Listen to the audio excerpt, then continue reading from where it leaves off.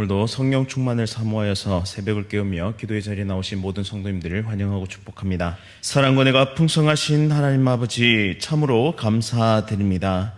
오늘도 우리에게 믿음의 길을 걸어갈 수 있는 힘을 더하시고 기도의 자리로 초청해 주시니 참 감사드립니다. 날마다 하나님과의 깊은 교제 안에 거룩함을 닮아가게 하옵소서. 담임 목사님과 원로 목사님의 건강을 지켜주시고 하시는 모든 사역교회에 힘과 능력을 더하여 주옵소서. 온 성도의 가정을 지켜주시오며 힘들고 어려운 일을 하나님께서 주시는 지혜로 잘 이겨내게 하옵소서.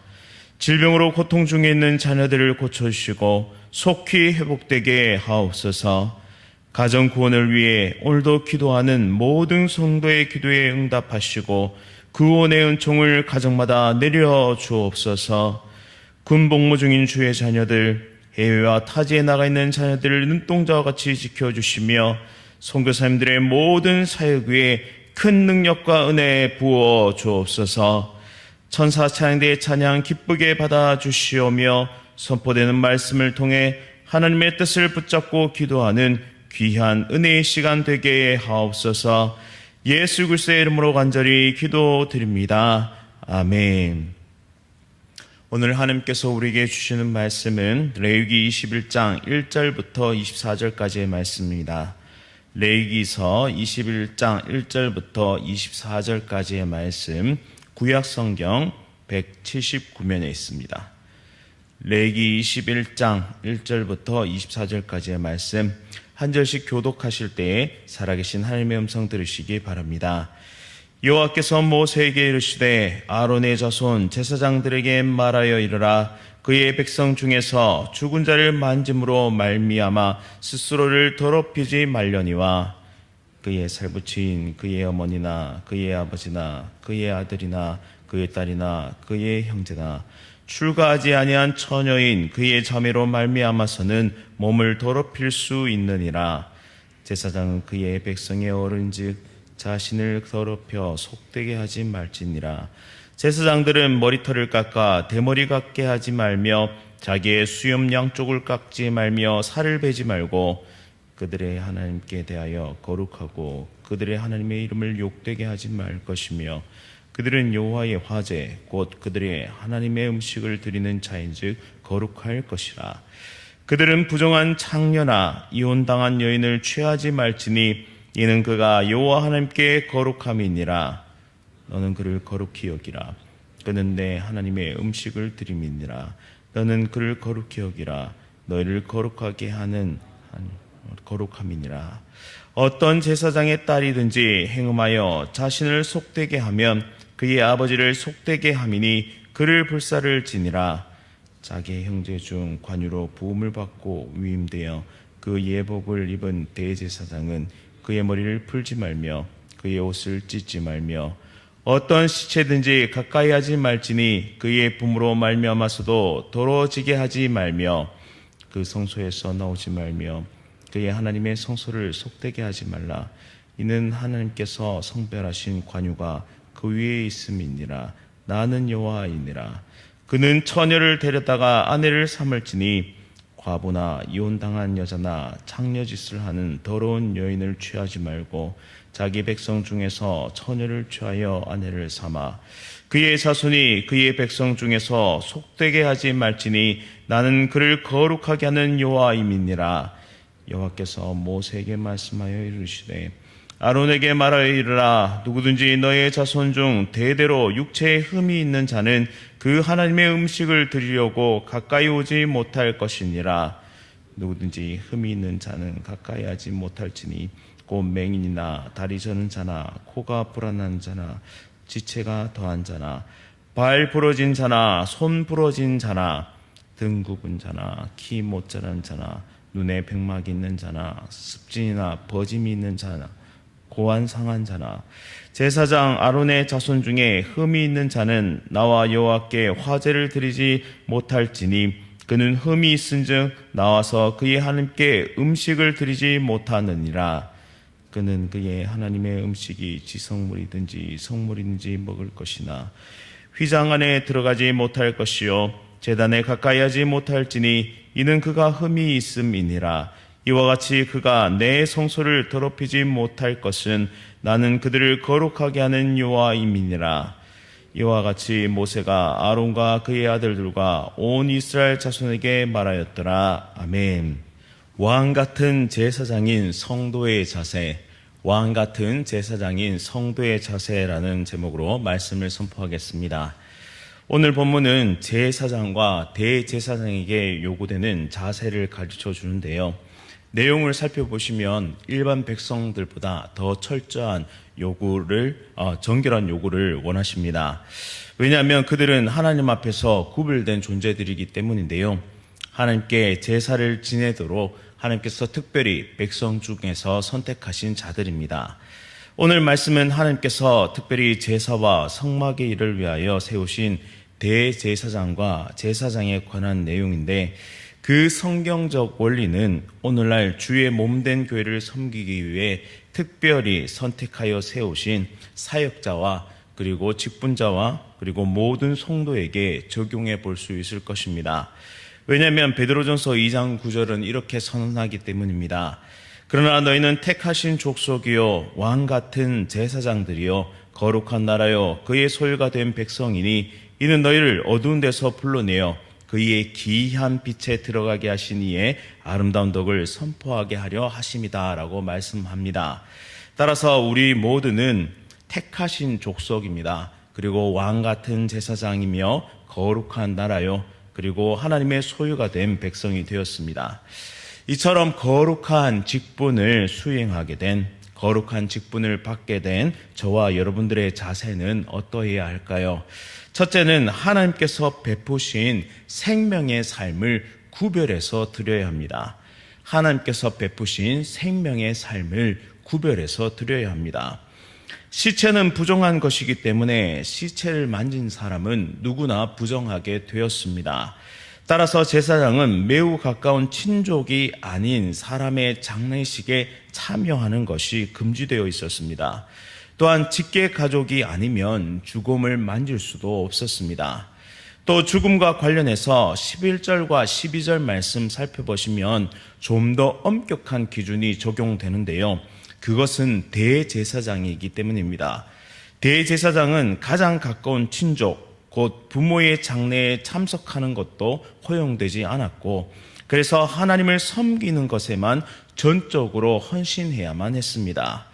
왜냐하면 대제사장만이 지성소에 들어갈 수 있었기 때문에 만약 대제사장이 시체를 만져서 부정하게 되면 대신 수행할 사람이 없기 때문입니다. 따라서 대제사장은 성소를 벗어날 수가 없었고 시체를 만져서도 안 되었습니다. 5절부터 6절 말씀에 보시면 제사장들은 머리털을 깎아서 대머리 같게 하지 말며 자기의 수염 양쪽을 깎지 말며 살을 베지 말라라고 말씀합니다. 이러한 행동은 고대 이방 민족의 장례 풍습과 연관이 있는데요. 머리털이나 수염을 깎거나 자신의 살을 베어서 자해함으로 사랑하는 이의 죽음을 애도하는 풍습이 당시에 있었다고 합니다. 제사장들은 그런 이방의 풍습을 쫓아서는 안 됩니다. 죽음을 대하는 그들의 태도와 관련이 있기 때문입니다. 당대 최고의 문명이라고 손꼽히는 이집트에는 제사장들이 미이라를 만드는 일에 관여했습니다. 그들은 시체를 미이라로 만들면서 영생의 길로 인도한다고 생각했었는데요. 그리고 왕들은 자신의 사후 세계를 위해서 거대한 피라미드를 건축하기도 했습니다. 이 땅에서 누리던 부귀 영화를 죽어서도 누리려는 인간의 탐욕으로부터 시작된 믿음이었습니다. 하지만 이스라엘의 제사장들은 생과 사를 하나님께서 주관하심을 믿는 자들이었습니다. 그리고 죽음 이후에는 심판이 있음을 그들은 분명하게 알고 있었습니다. 죄의 문제를 살아있을 때 해결받아야 한다는 것이죠. 그래서 이스라엘의 제사장들은 생명에 더 많은 관심을 가졌습니다. 살아 숨쉬는 모든 순간에 여호와께 영광을 돌리며 온전한 제사로 하나님께 나아가려고 그들은 노력했고 백성들 또한 생명 가운데 살아갈 수 있도록 이 생명이 주어진 시간 동안 하나님께 영광 돌리는 삶을 살 수 있도록 그들을 인도했습니다. 즉 사망과 죽음으로 이끄는 죄의 문제, 부정의 문제에 대해 심각하게 다루면서 그것을 최대한 멀리했습니다. 즉 이스라엘 제사장들은 하나님께서 주관하시고 계시는 생과 삶에 자신의 초점을 맞추고 살아갔던 사람입니다. 제사장들은 백성들이 하나님께서 주신 생명을 거룩하고 온전하게 보존하고 하나님의 영광을 위해 살도록 그렇게 가르치고 이끌었는데요. 오늘날 왕같은 제사장인 직분자들, 왕같은 제사장인 모든 성도들도 마찬가지입니다. 이 땅에 드리운 죄의 그림자로 인해 질식하듯 죽어가는 영혼들을 살리는 일에 우리 모두가 최선을 다해야 한다는 사실입니다.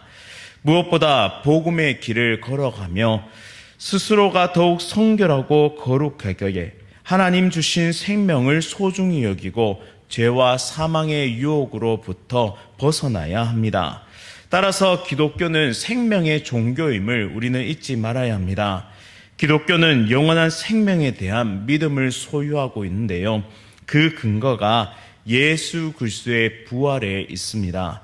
오늘의 생명을 하나님께서 주셨음을 인정하는 사람들, 그리고 그 주신 생명을 온전한 하나님의 영광을 돌리는 데 사용하는 그런 믿음의 백성들이 바로 저와 여러분들이라는 사실입니다.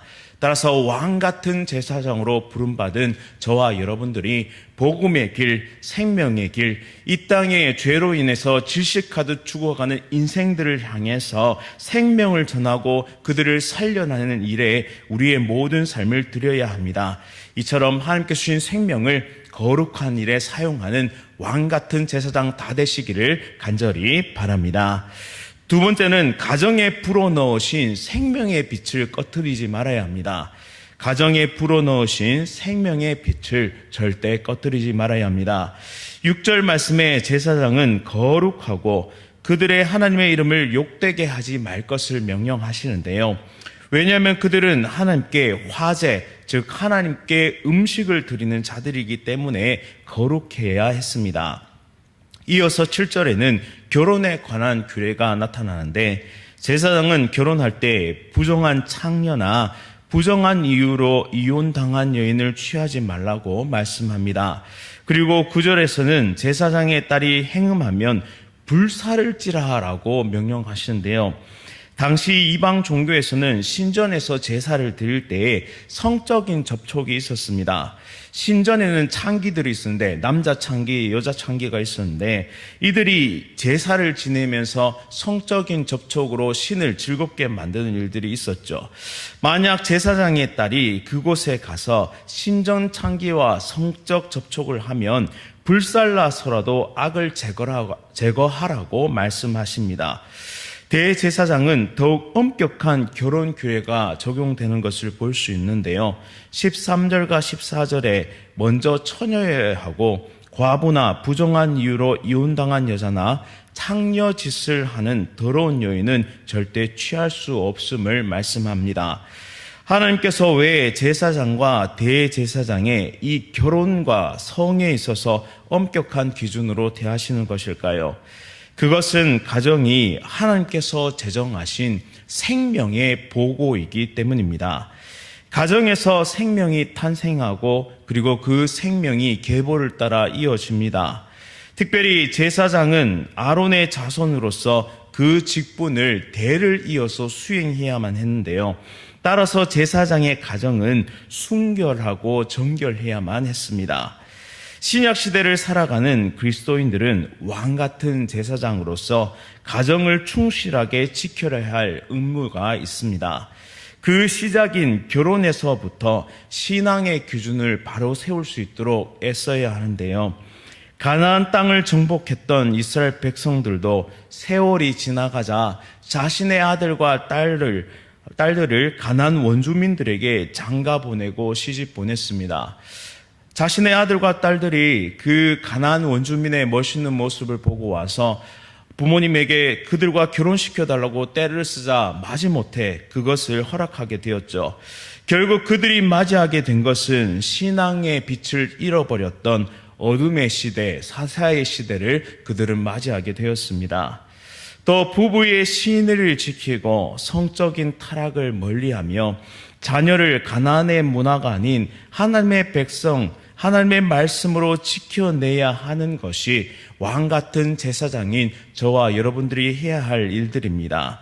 참된 그리스도인은 가정에 불어넣으신 생명의 빛을 꺼트린 자들이 아니라 오히려 더욱 활활 타오르게 만들고 하나님의 살아계심을 선포하며 영광 돌리는 그런 복된 가정으로 서야 할 줄 믿습니다. 마지막으로 흠없는 온전한 제물이신 예수 그리스도를 바라보는 것이 왕 같은 제사장인 오늘날의 성도들의 모습이어야 하는데요. 그것은 16절 이후부터 나오는 말씀 가운데 발견할 수 있는 원리입니다. 16절부터는 육체에 흠이 없는 사람만이 제사장 직분을 수행할 수 있다라고 말씀합니다. 그 내용은 총 12가지가 나오는데요. 앞으로 살펴볼 22장 말씀에는 하나님께 드리지 못하는 12가지 흠이 있는 제물이 이어서 나옵니다. 따라서 이것은 짝이 지어져 있는 것이고 결코 우연이 아니라는 말이죠. 12가지는 실제로 흠의 종류라기보다는 완전수인, 성경에서 완전수인 12를 사용해서 모든 흠 있는 것들을 받지 않으신다는 하나님의 확고한 뜻을 전하고 있습니다. 제사는 우리의 죄를 속하는, 그러니까 속죄와 관련이 있습니다. 따라서 죄를 속하기 위해서는 완전한 제물과 완전한 제사장이 필요하다는 뜻입니다. 구약시대의 대제사장과 제물로 오실 예수 그리스도, 그러니까 구약시대의 대제사장과 제물은 오실 예수 그리스도의 예표인데요. 따라서 인류의 죄를 대속하기 위해서 오시는 그분은 그 누구도 아닌 오직 예수 그리스도만이 제물이 되실 수 있고 대제사장이 되실 수 있다라는 것을 예표합니다. 따라서 사도행전 4장 12절에 다른 이로서는 구원을 얻을 수 없나니 천하 사람 중에 구원을 받을 만한 다른 이름을 우리에게 주신 일이 없음이라 하였다라는 이 말씀을 기억할 필요가 있습니다. 흠도 티도 없으신 예수 그리스도, 다른 그 어떤 성인이나 다른 어떤 신이 아니라 오직 참 인간이시요 참 신이 되신 예수 그리스도, 스스로 완전한 제물이 되셨던 예수 그리스도, 스스로 완전한 대제사장이 되셨던 예수 그리스도로 말미암아 저와 여러분들은 완전한 속죄를 받게 되었습니다. 히브리서 3장 1절 말씀처럼 하늘의 부르심을 받은 거룩한 형제들인 저와 여러분들은 우리가 믿는 도리의 사도이시며 대제사장이신 예수를 깊이 생각해야 합니다. 결론적으로 사랑하는 성도님 여러분, 왕 같은 제사장의 직분을 받은 우리 모두가 오늘 하루를 살아낼 수 있는 이유, 우리가 죄와 사망의 권세로부터 벗어나서 온전한 생명의 자유를 누릴 수 있는 이유는 바로 참 대제사장이시자 참 제물 되시는 예수 그리스도를 믿는 믿음으로 그것이 가능함을 항상 기억하시기 바랍니다. 또한 그 예수 그리스도를 깊이 생각하면서 우리의 참 포도나무 되시는 예수님께 접붙여 있어 아름다운 성령의 열매를 가득 맺는 저와 여러분들 다 되시기를 간절히 바랍니다. 말씀을 기억하면서 함께 기도하겠습니다. 사랑과 은혜가 풍성하신 하나님 아버지, 우리에게 주신 왕 같은 제사장의 사명을 잘 감당케 하옵소서. 하나님께서 베푸신 생명의 삶을 구별해 드리고 가정에 불어넣으신 생명의 빛을 꺼뜨리지 말며 우리가 믿는 도리의 사도이시며 대제사장이신 예수를 깊이 생각하는 오늘 하루를 살아가게 하옵소서. 특별히 간절히 기도하는 것은 어둠의 세력, 정말 악한 영들로 인하여 자살의 충동과 유혹으로부터 신음하고 있는 주의 자녀들을 지켜주시고 모든 우울한 감정으로부터 해방시켜 주옵소서. 생명이여 부활하신 예수님께서 꼭 주의 모든 자녀들에게 찾아오셔서 이 세상에서 맛보지 못한 참된 위로와 평안을 누리게 하옵소서. 마음의 질병과 영적인 질병과 육체의 질병으로 고통받는 이 땅의 모든 주의 자녀들 하나님께서 만지시고 치유하시고 온전한 빛으로 그들을 새롭게 세워 주옵소서.